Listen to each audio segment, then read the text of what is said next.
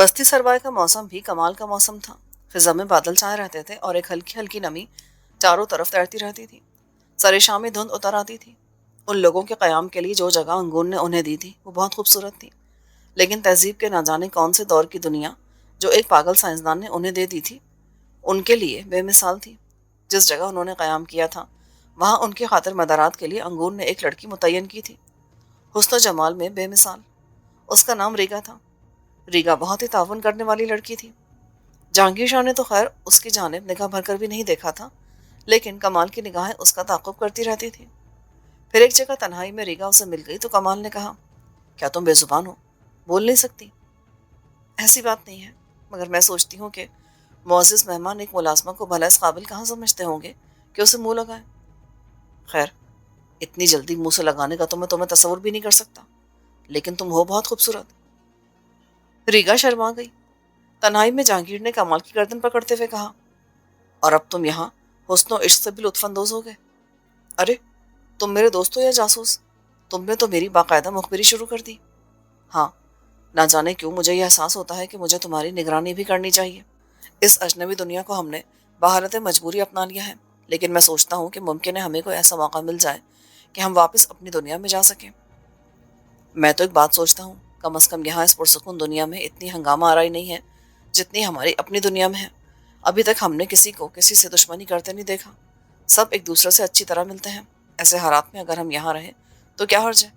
ان حسیناؤں سے رغبت بڑھائی جائے تو زندگی عمدہ گزر سکتی ہے اور ہم ماضی کے بچوں کے باپ بھی بن سکتے ہیں۔ ہاں، ان بچوں کے باپ جو اگر زندہ ہوتے تو ہمارے پردادا کی عمر کے ہوتے، یا کون جانے ان سے بھی کہیں زیادہ۔ ہم یہ بات اس وقت کہہ سکتے تھے جب ہم اپنی دنیا میں واپس جاتے۔ یہی رہنا تھا تو نہ دادا کی ضرورت پیش آتی نہ پردادا کی۔ ہم ان بچوں کے باپ ہوتے جو ابھی دنیا میں نہیں ہیں، بلکہ بستی سروایا کی حسینہ یقینی طور پر انتظار کری ہوں گی کہ ہم میں سے کون کس کے بچوں کا باپ بنتا ہے۔ بھول جاؤ اس بات کو۔ ابھی انگون دوبا کے سفر کی تیاریاں کر رہا ہے اور اس کا کہنا ہے کہ دوبا بستی کا غزال اس کا انتظار کر رہا ہے اور وہ اس کی مدد کرنے کے لیے جانا چاہتا ہے۔ ایک بات کہوں؟ ہاں بولو۔ اب تک جو تجزیہ ہم نے کیا ہے اس سے اندازہ ہوتا ہے کہ انگون ایک کھسکا ہوا آدمی ہے۔ اس میں کوئی شک نہیں کہ وہ ایک دولت مند آدمی کا بیٹا ہے، لیکن عقل سے پیدل۔ بستی کے لوگوں سے میری بات ہوئی ہے اور انہوں نے انگون کے بارے میں جو کچھ بتایا ہے وہ ایک دلچسپ کہانی ہے۔ یہ بات انہوں نے اس لیے مجھے بتائی ہے کہ وہ مجھے ایک دوسری بستی کا باشندہ سمجھتے ہیں، بلکہ انگون ہی کے کچھ ساتھیوں کا کہنا یہ ہے کہ انگون نے ہمارے سلسلے میں جن سچے خوابوں کی کہانی سنائی ہے وہ بھی اس کے دماغ کی تخلیق ہے۔ یعنی نہ وہ سچے خواب دیکھتا ہے اور نہ ہمارے سلسلے میں اس نے کوئی سچا خواب دیکھا ہے، بلکہ ہم اسے نظر آ گئے تو اس نے ایک اور کہانی گھڑ ڈالی۔ جہانگیر شاہ نے کہا، یہ بھی ایک مرض ہے، اور زمانہ قدیم کے لوگوں کو بھی احساس برتری میں مبتلا ہونے کا مرض ہوتا تھا۔ خیر، ہمیں اس سے کیا لینا دینا؟ میں تو تم سے یہ کہہ رہا تھا کہ کم از کم سروایا کی حسیناؤں کو اپنا دل نہ دینا۔ ابھی تو یہ وادیاں طویل ہیں، ہو سکتا ہے کوئی اور حسینہ تمہارا انتظار کری ہو۔ کمال ہنسنے لگا، پھر بولا، کاش ایسا واقعی ہو جائے۔ ویسے ذرا انہیں دیکھو، بالکل کچی مٹی کی مانند، سوندھی سوندھی، حسین حسین۔ اپنی دنیا کی حسینائیں تو میک اپ کی محتاج ہوتی ہیں۔ تم تو اپنے لیے راستے ہموار کر رہے ہو، لیکن میرا مشورہ یہی ہے کہ بہتر ہے سروائی کی آبادی میں کسی حسینہ سے دل نہ لگایا جائے۔ ابھی تک تو ایسا کوئی کام نہیں ہوا، لیکن آنے والے وقت کے بارے میں کیا کہا جا سکتا ہے؟ پھر چند دن کے بعد انگون نے ان سے کہا، میرے معزز دوستوں، مجھے یقین ہے کہ تمہیں یہاں کوئی تکلیف نہیں ہوگی۔ میں اپنے عظیم مشن پر روانہ ہونے کے لیے تیار ہوں۔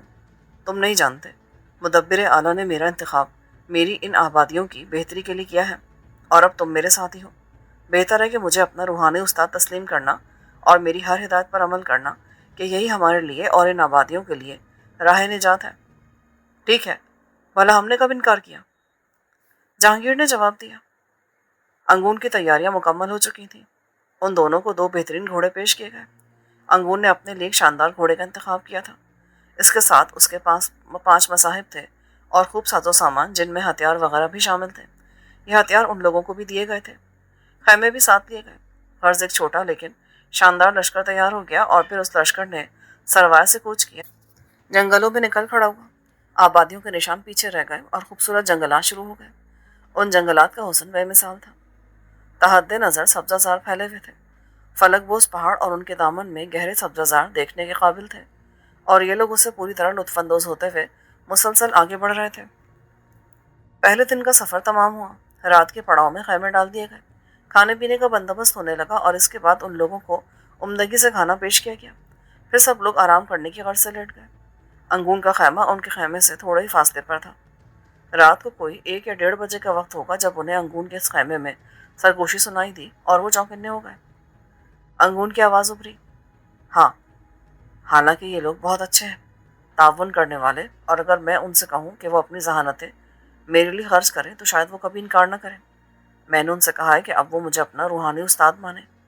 یہ ایک تجربہ کرنے کی بات تھی، لیکن انہوں نے اسے بھی تسلیم کر لیا۔ مجھے بتاؤ میں کیا کروں؟ لیکن سوال یہ پیدا ہوتا عظیم انگون کہ تو ان کا روپ کیسے اختیار کرے گا؟ اگر دوبا کے سردار غزال سے میری ملاقات ہوئی ہوتی تو الگ بات تھی۔ اب تم مجھے یہ بتاؤ کہ ہمیں دوبا اور شامان کا روپ اختیار کرنے کے لیے کیا کرنا چاہیے؟ کمال اور جہانگیر حیرانی سے ایک دوسرے کو دیکھ رہے تھے۔ پھر ایک آواز ابھری، یہ تو سچ ہے کہ دوبا کا کردار تمہارا یہ غلام بخوبی ادا کر سکے گا۔ اس نے تمہاری خواہش کے مطابق ان دونوں کو پرکھا اور دیکھا ہے، لیکن اس کے بعد جو کچھ ہوگا کیا تم اسے آسانی سے کام میں لا سکتے ہو انگون؟ اے بے وقوف، یہ الفاظ تو اس شخص سے کہہ رہا ہے جس کا دعویٰ ہے کہ آنے والے وقت میں وہ مدبر اعظم بنے گا۔ یہ بات تو طے ہے کہ کسی بھی انسان کو بڑائی حاصل کرنے کے لیے مختلف مرحلوں سے گزرنا ہوتا ہے۔ میری روحانیت اور میرے سچے خواب مجھے یہ بتاتے ہیں کہ آنے والے وقت میں مجھے کیا کرنا ہوگا۔ ہم ان دونوں کو کوئی نقصان نہیں پہنچائیں گے، بس ان کا آ جانا ہی ہمارے لیے کافی ہے۔ یہی انتظار کیا ہے ہم نے۔ اب بستی کے لوگ تو نہیں مانتے تھے کہ اصلیت کیا ہوگی۔ وہ سب تو یہ سمجھ رہے ہوں گے کہ عظیم دماغ والا یعنی انگون اپنے خوابوں کی تکمیل کے لیے نکل کھڑا ہوا ہے۔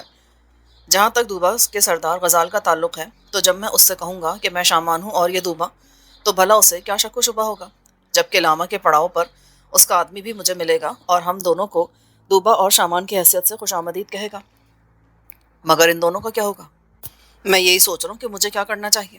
دو ہی صورتیں، یا تو خاموشی سے یہاں سے چل پڑوں اور ہم دونوں وہی روپ اختیار کر لیں، یا پھر ایک اور تدبیر میرے ذہن میں۔ وہ کیا؟ میرا دل تو نہیں چاہتا، لیکن بحالت مجبوری مجھے ان دونوں کو سانگ بوٹی کھلانی پڑے گی، اور سانگ بوٹی ان دونوں کا ذہنی توازن خراب کر دے گی۔ اصل میں نے قتل نہیں کرنا چاہتا، چونکہ آنے والے وقت میں مجھے مدبر اعظم بننا ہے۔ گناہ کے ایسے راستے اختیار کرنا میرے لیے ابھی سے ممکن نہیں ہے، اور یہ دونوں تو بے ضرر ہیں، لیکن سانگ بوٹی ان سے ان کا ذہنی توازن چھین لے گی اور اس کے بعد ہم خاموشی یہاں سے نکل لیں گے۔ اور یہ لوگ، اب اس سے زیادہ اور کیا کیا جا سکتا ہے؟ یہ بیچارے ذہنی عدم توازن کا شکار ہو کر ان جنگلوں میں بھٹکتے پھریں گے۔ مگر یہ تو سنگ دلی ہے۔ نہیں، یہی میرا خواب ہے، انگون بولا، اور وہ دونوں حیرانی سے ایک دوسرے کو دیکھنے لگے۔ لو، اب تم بھی یہی کہو گے کہ یہ دنیا ہماری دنیا سے بہت اچھی ہے۔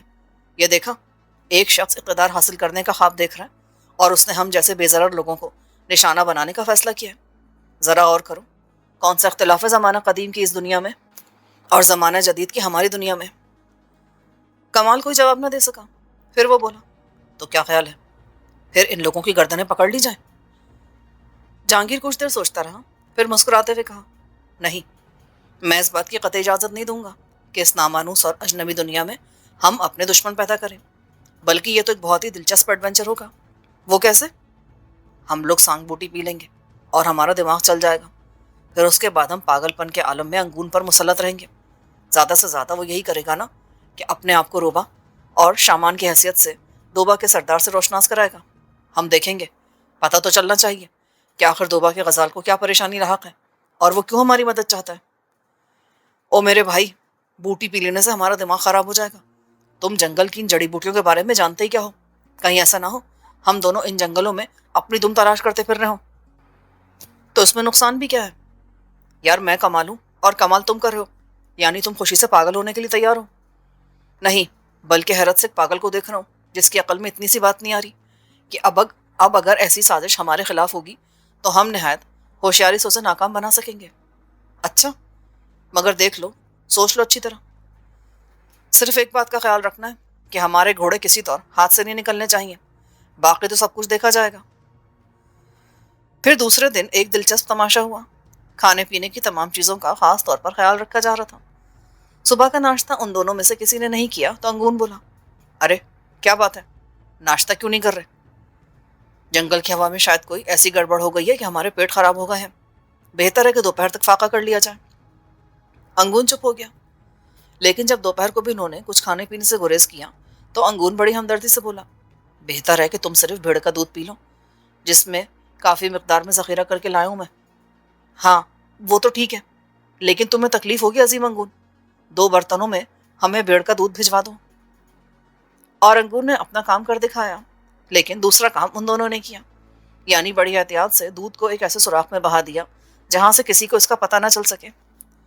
انگور نے پڑاؤ سے کہیں کوچ نہیں کیا تھا، وہ اپنا کام کرنے کے بعد ہی آگے کوچ کرنا چاہتا تھا۔ چنانچہ تھوڑی دیر بعد ان لوگوں نے اپنے کام کا آغاز کیا۔ انگون اور اس کے ساتھی ان پر گہری نگاہ رکھے ہوئے تھے۔ سب سے پہلے جہانگیر شاہ سر کے بل کھڑا ہو گیا اور کمال سے لپٹ کے رونے لگا۔ انگور نے دلچسپی سے انہیں دیکھتے ہوئے کہا، کیا بات ہے، یہ کیا ہو رہا ہے؟ میرا ساتھی الٹ گیا ہے، کمال نے بھرائی آواز میں کہا۔ انگون کے ساتھی ہنس پڑے۔ ساتھی الٹ گیا؟ مگر کیسے؟ ایسے، کمال نے کہا اور خود بھی سر کے بل کھڑا ہو گیا۔ انگون اور اس کے ساتھی بے اختیار قہقہے لگانے لگے۔ یہ تو بہت برا ہوا، دونوں ہی الٹ گئے۔ کمال کی بات ہے عظیم انگون، تو واقعی با کمال ہے۔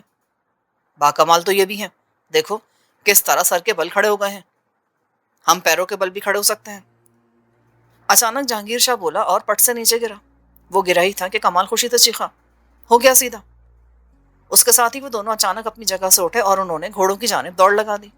دونوں برق رفتاری سے گھوڑوں پر سوار ہوئے کہ انگون اور اس کے ساتھی بھی حیران رہ گئے۔ اس کے بعد انہوں نے گھوڑوں کو ایڑ لگا دی اور انگون آنکھیں پھاڑ کر بولا، گئے، لو وہ تو گئے۔ واہ، کام اتنی خوبصورتی سے ہو جائے گا ہم نے تو سوچا بھی نہ تھا۔ کہیں ایسا نہ ہو کہ دونوں گھوڑوں سے گر کر مر جائیں۔ میں نے کہا نا کہ باقی سب کچھ میں نے ان کی تقدیر پر چھوڑ دیا ہے، لیکن یہ بیچارے اب کبھی ٹھیک نہیں ہو سکیں گے، افسوس۔ ہماریا اس قدر کمزور نہیں تھا کہ کسی ایک بات سے نڈھال ہو کر بیٹھ جائے۔ پوری بستی کی ذمہ داریاں اس پر تھیں اور وہ بستی کے مسائل حل کیا کرتا تھا۔ اس کے بہت سارے دشمن تو بہت سے دوست بھی تھے، لیکن نہ جانے کہ اس کے دل پر ایک عجیب سا بوجھ تھا۔ اپنے اس بوجھ کا اظہار اس نے کسی پر نہیں کیا تھا، لیکن ایک دن اس کا ایک مشیر خاص اور گہرا دوست اس کے پاس آیا تو اس نے ہماریا سے کہا، میں تیرے چہرے پر کچھ تفکرات کے آثار دیکھتا ہوں۔ میں تیرا مشیر ہوں اور تجھ سے محبت کرتا ہوں۔ تو اگر مجھے اپنی پریشانی کے بارے میں نہیں بتائے گا تو مجھے افسوس ہوگا۔ ہمارے نے اپنے دوست کی صورت دیکھی، پھر بولا، تیری نگاہیں بے شک گہری ہیں اور واقعی میں پچھلے کچھ دنوں سے بہت پریشان ہوں، اور اگر تو میری عقل کو ناقص نہ سمجھے یا اگر مجھ سے کوئی غلطی ہو جائے تو اس کا برا نہ مانے، تو میں تجھے بتاؤں کہ یہ پریشانی صرف اور صرف اس پراسرار عورت کی وجہ سے ہے جس کا نام نروانا تھا۔ تیرا تجربہ بالکل ٹھیک کہتا ہے، میں واقعی اس کی وجہ سے پریشان ہوں۔ پتہ نہیں کیوں اب مجھے یہ احساس ہوتا ہے کہ اس کے اندر ضرور کوئی خاص بات ہے، اور کوئی ایسا عمل تھا اس کے پاس جس کی وجہ سے میری نیندیں حرام ہو گئی ہیں۔ جب سے مجھے یہ علم ہوا کہ گیرن کو دریا میں ایک ایسی عورت ملی ہے جس کا جسم پانی میں بہتا ہوا دریا کی ایک جھاڑی میں آ گیا تھا، لانا کی یہ مہمان گیرن کو ملی اور وہ اسے اپنے گھر لے آیا۔ میں نے اس وقت بھی سوچا تھا کہ پتہ نہیں یہ کون لڑکی ہے، کہاں سے پانی میں گری تھی اور اس نے کون سی بستی میں پرورش پائی تھی۔ لیکن اس کے بعد مجھے اس کے بارے میں جو تفصیلات معلوم ہوئی تو میں نے اپنا فرض پورا کیا، کیونکہ بہرحال مجھے اپنی بستی کے نوجوانوں کی زندگی عزیز ہے۔ میں تجھے بتاؤں کہ جب میں نے اس عورت کو دیکھا تو مجھے یہ بات فوراً ہی محسوس ہوئی کہ نروانا کوئی عام عورت نہیں ہے۔ اس کی آنکھوں میں ایک عجیب سی شیطانیت چھپی ہوئی ہے اور اس کی مسکراہٹ میں بڑی مکاری اور اعتماد ہے۔ وہ بے شک حسین اور دلکش ہے، اور اس کے اندر ایک ایسی انوکھی کشش موجود ہے جو نوجوانوں کو اس کا دیوانہ کر دے۔ ایک اور بات اگر میں تجھ سے کہوں تو تجھے بڑی عجیب لگے گی۔ بولو سردار۔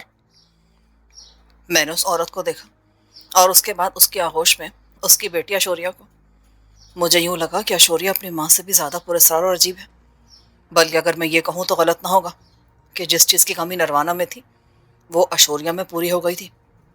کاش تو نے غور سے اس ننھی سی بچی کو دیکھا ہوتا۔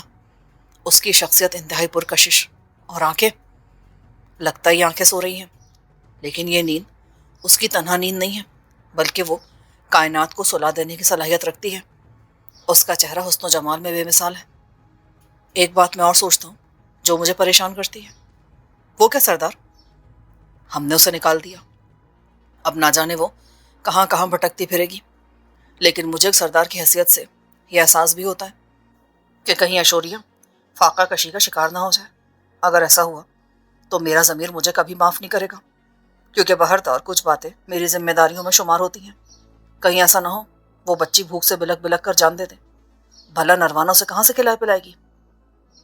وہ تو ٹھیک ہے سردار، لیکن یہ تو ضروری تھا نا، کیونکہ اس بات کی گواہی تو میں بھی دیتا ہوں کہ بستی کے بے شمار نوجوان تنہائی میں اس کے بارے میں آپس میں سرگوشیاں کرتے ہیں۔ نہ صرف یہ، بلکہ ایک اطلاع شاید تیرے کانوں تک نہ پہنچی ہو، وہ یہ کہ کہیں کہیں ان نوجوانوں میں آپس میں اس کے نام پر جھگڑے بھی ہو چکے ہیں، اور ایسے 2-3 واقعات ہو گئے ہیں جن میں کچھ نوجوان زخمی بھی ہوئے تھے۔ پھر بتاؤ کہ میں ایک برائی کو اپنی بستی میں فروغ تو نہیں دے سکتا تھا نا، یہ تو مجھے کرنا ہی تھا۔ وہ تو ٹھیک ہے، لیکن اب تو پریشان کیوں ہے؟ اب جب میں تجھ سے اتنی ساری باتیں کہہ چکا ہوں تو یہ کہنے میں بھی مجھے کوئی دقت پیش نہیں آتی کہ جاتے ہوئے جس انداز میں اس نے گفتگو کی تھی وہ میرے ذہن سے چپک کے رہ گیا۔ نہ جانے کیوں مجھے لگتا ہے جیسے کچھ ہونے والا ہے، حالانکہ اس سے پہلے بھی میرا واسطہ بے شمار مشکلات سے پڑ چکا ہے، لیکن میرے ذہن پر ایسی کیفیت کبھی سوار نہیں ہونے پائی۔ ہو سکتا ہے یہ میرا اندرونی احساس ہو، تم بس میرا ایک کام کر دو دوست۔ حکم کرو سردار۔ ذرا پتہ لگا کہ وہ کہاں گئی ہے، اور یہ پتہ چل جانے کے بعد مجھے اس کے بارے میں اطلاع دے۔ اصل میں یہ شبہ بھی میرے ذہن میں سر ابھارتا ہے کہ وہ بستی کے نوجوانوں کی پسند تھی۔ بے شک میں نے اسے بستی سے نکال دیا، اور یہ بھی دیکھا کہ بہت سی آنکھیں میرے اس فیصلے کے خلاف نفرت کے احساس کا شکار تھیں۔ بہرحال پتہ چلنا چاہیے کہ کہیں نوجوانوں نے اس کو پناہ تو نہیں دے دی۔ ٹھیک ہے سردار، میں بہت جلد تجھے اس بارے میں اطلاع کروں گا۔ ہمباریا کا دوست اور مشیر خاص زالہ اس کوشش میں لگ گیا کہ معلومات حاصل کریں۔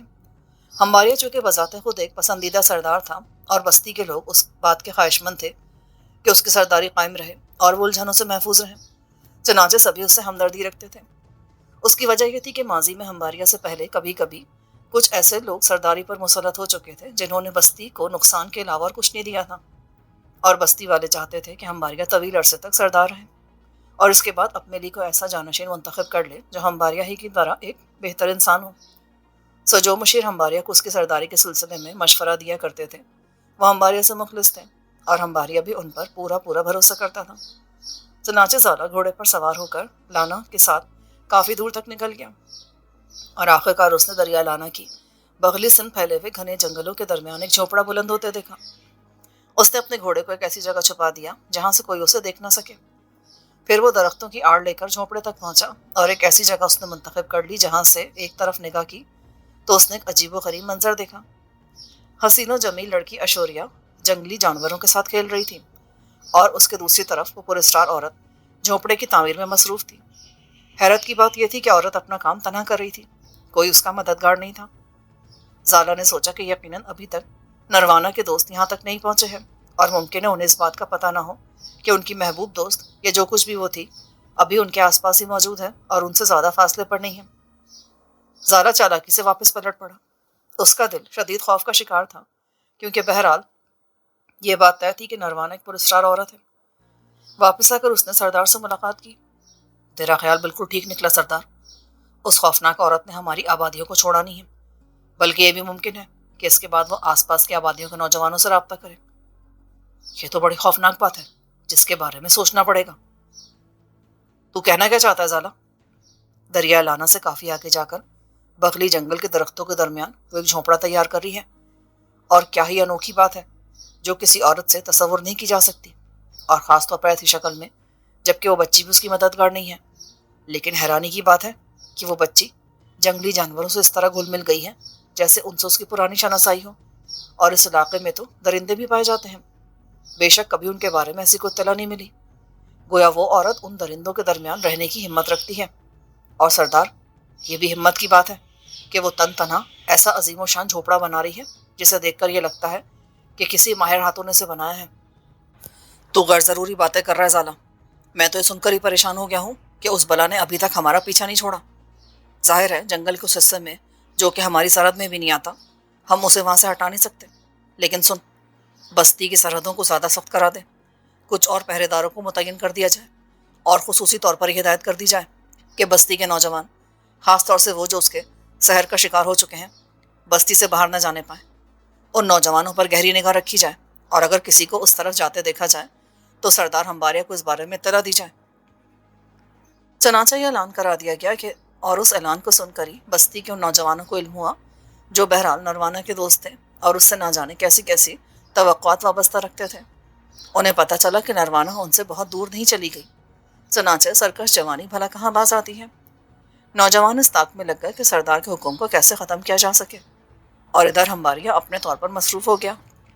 उसने उन नौजवानों की फहरिस्त तैयार कराई जिनके बारे में सभी को इल्म था कि वो नरवाना के दोस्त हैं।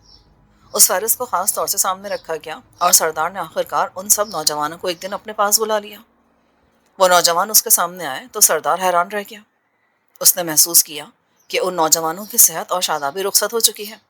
हालांकि उनकी उम्रें ख़ास नहीं थी, लेकिन वो सेहत से आरी हो चुके थे। अब उनके अंदर नौजवानों जैसी कोई बात नहीं रही थी। उनके जिस्म जर्द और लागर हो चुके थे। ये बात सरदार ने अपने जहन में महफूज रखी और नौजवानों से कहा, देखो, मैंने जो हुक्म जारी किया है वो तुम्हारी बेहतरी के लिए है, और मेरे इल्म में ये बात आई है कि तुम इस हुक्म को नापसंद करते हो। वो एक बुरी औरत थी और हमने उसे अपनी बस्ती से दूर कर दिया है। खबरदार, हर नौजवान ख्याल रखे कि जिससे मना किया गया है उसको इख्तियार ना करे, वरना अपने नुकसान का जिम्मेदार खुद होगा। इस बात का खास तौर से ख्याल रखा जाए। नौजवानों के चेहरों पर नाखुशगवारी के तासुरात मौजूद थे। वो मुंतशिर हो गए, लेकिन हम्बारिया मुतमईन नहीं हुआ। अपने कुछ और मुशीरों से उसने मशवरा किया। तब एक मुशीर ने कहा, सरदार, बेहतर है कि तू हुमा से मिल ले। हुमा इस सिलसिले में बड़ा कारआमद साबित होगा। बुलाओ उसे। वो एक ज़हीन बुजुर्ग है और वाकई उसने बहुत से मामलात में हमारा साथ दिया है, लेकिन इस सिलसिले में हुमा की तरफ तुम्हारा इशारा मेरी समझ में नहीं आता। हुमा को बुलाया गया तो वो सरदार के सामने पहुंचा। मोअज़्ज़िज़ हुमा, तुम्हें इल्म है कि तुम्हारी बस्ती का सरदार अपने आप को तुम्हारा गुलाम समझता है, और कभी उसके जहन में यह तसव्वुर नहीं आया कि वो तुम लोगों से अलग और कोई बरतर शख्सियत है। चनाचे जब भी कोई मुश्किल पेश आती है, हम्बारिया तुम्हारा ही सहारा लेता है। तुमने ज़िंदगी का बहुत बड़ा तजुर्बा हासिल किया है। भला इन आबादियों में कौन है जो तुम्हारे तजुर्बे को झुठला सके। मेरे जहन में इस वक्त एक औरत है जिसका नाम नरवाना था, जो गैरन के ज़रिए हमारी बस्ती में आई, और हमने उसे सिर्फ इसलिए सहारा दिया कि वो एक ऐसी बेसहारा औरत है जो दरिया में गिरने के बाद अपनी अक्ल से महरूम हो गई है और अपने बारे में कुछ नहीं जानती। बस ये इंसानी हमदर्दी थी जिसकी बिना पर नरवाना को बस्ती में जगह दे दी गई, और वो भी इसलिए कि बेवकूफ़ गैरन उससे शादी करना चाहता था।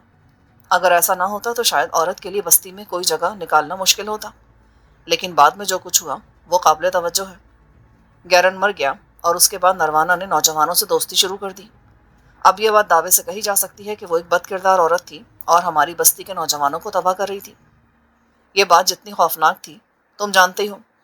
मैं ये मालूम करना चाहता हूँ कि क्या तुम्हारी दानाई मुझे इस बात से आगाह कर सकती है कि उन नौजवानों की सेहतें क्यों खराब हुई। होमा के होठों पर एक पुरस्कार मुस्कुराहट फैल गई। उन नौजवानों की सेहत से पहले तो तुझे गैरन पर गौर करना चाहिए था सरदार। शायद तुझे इस बात का इल्म हो, और सरदार की हैसियत से अपनी बस्ती के लोगों से राब्ते अगर तूने ज़रूरी समझे हो तो तुझे गैरन के खौफ का पता होगा। तुझे शायद इस बात का इल्म हो कि गैरन सांपों से खौफजदा था, और ये बात उसने अपने चंद शनासाओं से कही थी कि उसे अपनी झोंपड़ी में सांपों के फनकारने की आवाज़ें सुनाई देती हैं।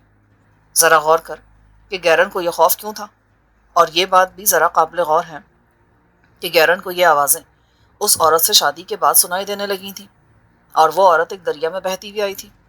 गैरन ने उसे निकालकर अपनी बीवी बना लिया। फिर इसके बाद शेरों की तरह चौड़ी छाती वाला गैरन बीमार हो गया, और आहिस्ता आहिस्ता उसकी सेहत इतनी ख़राब हो गई कि वो ज़िंदा भी ना रह सका। तुझे ज़रूर याद होगा गैरन किस तरह एक ताकतवर और तवाना जवान था, और फिर वो इस तरह घुलता चला गया जैसे नमक। ये बात ज़माना कदीम की चंद दास्तानों से मुंसलिक हो सकती है। क्या तूने उन दास्तानों पर कभी गौर किया है? नहीं बुजुर्ग, मैं नहीं जानता, लेकिन ज़माना कदीम की दास्तानें तुझसे बेहतर और कौन समझ सकता है। जो दास्तानें मेरे इल्म में हैं वो ये हैं कि शहर की वादियों की साहराएँ कभी कभी अपनी अकामतगाहों से निकल कर बाहर भी आती हैं और मुख्तलिफ शक्लें धार कर नौजवानों को अपना शिकार बनाती हैं। फिर उनकी वजह से शहर फैलता है और बहुत सी बुराइयां जन्म लेती हैं। ज़माना कदीम की एक ऐसी ही साहिरा की कहानी मैंने शायद अपने बचपन में सुनी थी, जो वादी शहर से निकलकर इंसानों की बस्ती में आ गई थी, और इसके बाद उसने एक नागिन का रूप धार कर वहाँ ज़िंदगी का आगाज़ किया। फिर इसके बाद वो इंसानी रूप में आकर एक सरदार से मुंसलिक हो गई और सरदार को अपना गुलाम बना लिया। फिर इसके बाद उसने उस सरदार के ज़रिए बहुत फसाद फैलाए। वादी शहर की उस साहिरा को फना करने के लिए उस वक्त के तमाम जादूगर मसरूफ़ हो गए थे, और रफ्ता रफ्ता उनमें से 5 जादूगरों का खात्मा उसके हाथों हुआ। समझ रहे ना अंबारिया, यकीनी तौर पर वो मामूली जादूगरनी नहीं होगी। मैं ये नहीं कहता कि नरवाना भी ऐसी ही कोई जादूगरनी है, लेकिन ज़रा गौर करो اور مجھے بتاؤ، بات صرف میری ہی نہیں بلکہ بہت سے لوگوں کے سوچنے کی ہے کہ آخر وہ عورت کون تھی جس کے بارے میں کسی کو کچھ پتہ ہی نہیں چل سکا۔ وہ دریا میں بہتی ہوئی آئی اور بے وقوف گیرن نے اسے نکال لیا۔ اس کے بعد گیرن کے اپنے جھوپڑے میں اسے سانپوں کی فنکاریں سنائی دی۔ اس کی صحت تباہ ہو گئی اور وہ رفتہ رفتہ اس دنیا سے رخصت ہو گیا۔ اور اس کے بعد وہ نوجوان جن کے بارے میں تو کہتا ہے کہ تو نے ان کی فہرست تیار کرائی ہے اور وہ صحت سے عاری ہوتے جا رہے ہیں، تو ذرا غور کر، یہ سب تفصیل کس طرف اشارہ کرتی ہے؟ اس عورت کی قربت موت ہی ہو سکتی ہے۔ یہ اور کیا کہا جا سکتا ہے کہ وہ ساحرہ در حقیقت وادی سحر کی ساحرہ ہو؟ کون کہہ سکتا ہے؟ کوئی کچھ بھی نہیں کہہ سکتا، تو سمجھ رہا ہے نا؟ ہوما خاموش ہو گیا، لیکن اس کی بات نے ہمباریا کے سارے وجود کو ہلا کے رکھ دیا۔ وہ یہ سوچنے لگا تھا کہ اگر نروانا ایسی ساحرہ ہے اور اس کے لیے کچھ کہہ کر گئی ہے تو یقینی طور پر اسے کوئی نقصان بھی پہنچ سکتا ہے۔ ہوما کو اس نے عزت و احترام سے رخصت کیا، لیکن ہوما اس کا کوئی حل نہیں بتا سکا تھا۔ اس نے کہا تھا، معزز سردار، تیرے شانوں پہ بستی کے ہر فرد کی حفاظت کی ذمہ داری ہے، اور اگر بستی والے تجھ سے یہ سوال کریں تو حق بجانب ہوں گے کہ یہ تو تیری ہی اجازت تھی کہ تو نے نروانا کو بستی میں رہنے کا موقع دیا، اور اس کے بعد بستی کا ایک نوجوان موت کا شکار ہو گیا اور بہت سے نوجوان موت کی جانب قدم بڑھا رہے ہیں۔ یہ سوال تو تجھ سے کیا جا سکتا ہے، اور میں سمجھتا ہوں کہ تجھے اس کا جواب دینا مشکل ہو جائے گا۔ مگر عظیم ہوما، میں نے تو یہ سب کچھ انسانی ہمدردی کی بنا پر کیا تھا۔ کبھی کبھی انسانی ہمدردی بھی عذاب بن جاتی ہے، بہت بڑا عذاب، چنانچہ کچھ نہیں کہا جا سکتا۔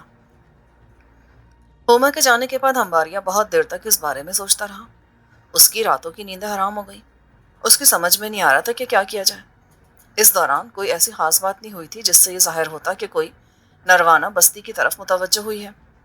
اس کی طرف سے مکمل خاموشی تھی، چونکہ نوجوانوں کا بھی اس سے رابطہ ختم کر دیا گیا تھا، اور اس سلسلے میں مزید کارروائی کرتے ہوئے ہمباریا نے اپنے پہرے داروں کو ہدایت کر دی تھی اور کہا تھا کہ اگر کوئی بھی نوجوان سرحد پار کرنے کی کوشش کرے تو اسے گرفتار کر کے قید میں ڈال دیا جائے، اور یہ ہوا تھا۔ کئی نوجوان چوری چھپے سرحدوں کو عبور کرتے ہوئے گرفتار ہوئے اور انہیں قید میں رکھا گیا، لیکن اس کا نتیجہ بھی بے حد ہولناک نکلا۔ یہ وہی نوجوان تھے جو کسی وقت نروانا کے دوستوں میں شمار ہوتے تھے اور اس سے ملنے کے لیے بے چین رہا کرتے تھے، لیکن قید خانوں میں انہوں نے بدترین حالات میں دم توڑنا شروع کر دیا، اور ایسے کئی نوجوان زندگی سے محروم ہو گئے جو اپنی جوانی میں بے مثال تھے، لیکن ان کے جسموں میں کوئی ایسی بات پیدا ہو گئی تھی کہ وہ زندہ نہ رہ سکے۔ اور یوں یہ بات مزید خوفناک صورتحال اختیار کر گئی، اور پھر ایک رات ایک بھیانک واقعہ ظہور پذیر ہوا جس نے ہمباریا کو یقین دلا دیا کہ نروانا اسے بھولی نہیں ہے اور اس سے بدلہ لینے کی کوششوں میں مصروف ہے۔ اس دن ہمباریا اپنے گھر کے اس حصے میں تھا جہاں وہ رات کو سوتا تھا۔ یہ ایک محفوظ جگہ تھی، اور ویسے بھی ہمباریا نے ان دنوں اپنی حفاظت کے لیے انتظامات سخت کرا دیے تھے۔ وہ مسیری پر لیٹا تھا اور اس کے ذہن میں اس وقت اتفاق سے نروانا کا ہی تصور تھا۔ وہ نروانا کے خیال کو دل میں سجائے غور کر رہا تھا کہ دریا لانا کے کنارے اس نے اپنا جو جھونپڑا بنایا ہے وہاں وہ تنہا زندگی کیسے گزاری ہے۔ اگر وہ واقعی ساحرہ ہے تو اپنے سحر کے ذریعے اس کے لیے ضروریات زندگی کا حصول کوئی مشکل عمل نہیں ہوگا۔ اس کے علاوہ اس کی وہ بچی جس کے لیے ہمباریا ہمیشہ افسردہ رہتا تھا کہ ماں تو خیر جو کچھ ہے، لیکن وہ حسین بچی جسے ہمباریا نے ایک بار دیکھا تھا ماں کی وجہ سے مشکلات کا شکار ہو گئی ہے۔ ویسے اتنی حسین بچی اس سے پہلے اس نے کبھی نہیں دیکھی تھی، جبکہ بے شک نوجوان گیرن بھی ایک خوبصورت آدمی تھا، لیکن ماں باپ کی شکل بچی کو نہیں ملی تھی، بلکہ وہ ان سے کہیں زیادہ حسین تھی۔ ان تمام چیزوں کو سوچتے ہوئے اس کی نگاہیں چھت پر لگی ہوئی تھیں۔ اچانک ہی اس نے جھوپڑی کی چھت میں ایک سانپ کے پھن کو نمودار ہوتے دیکھا۔ یہ پھن آہستہ آہستہ نیچے لٹکتا چلا آ رہا تھا۔ ہمبارے نے بخوبی اسے دیکھ لیا اور دہشت سے اس کی آنکھیں پھٹ گئیں۔ وہ سوچ رہا تھا کہ اب یہ سانپ اس کے اوپر گرے گا، لیکن ایسا نہیں ہوا۔ سانپ نیچے اترتا رہا اور اس کا اوپری حصہ جھوپڑی کی چھت میں ہی رہا، یہاں تک کہ ہمباریا سے اس کا فاصلہ بہت مختصر رہ گیا۔ ہمباریا جو حیرت کی وجہ سے اس سانپ میں گم تھا، دہشت زدہ انداز میں چیخا اور جو لبادہ اس نے اپنے جسم پر اڑا ہوا تھا سانپ پر پھینک دیا۔